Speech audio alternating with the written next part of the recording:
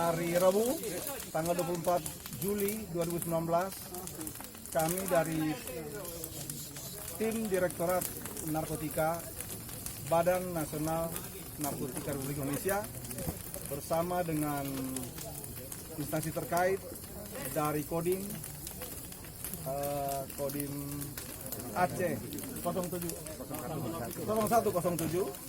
Aceh Selatan dan Polres Aceh Selatan juga dengan Brimopolda, dengan BNK Aceh Selatan juga bersama-sama kita melaksanakan pemusnahan 4 titik ladang ganja yang berada di pegunungan Desa Seleukat dan Desa Sawah Tingkep.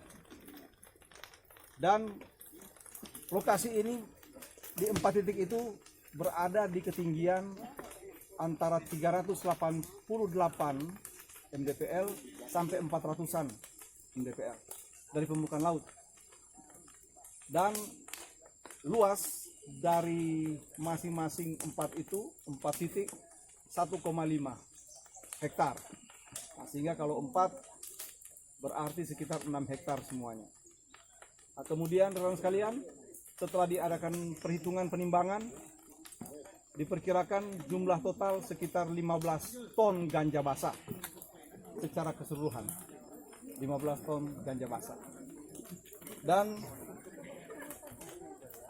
pasal yang diterapkan nanti adalah pasal 111 ayat 2 Undang-Undang Nomor 35 Tahun 2009 tentang narkotika.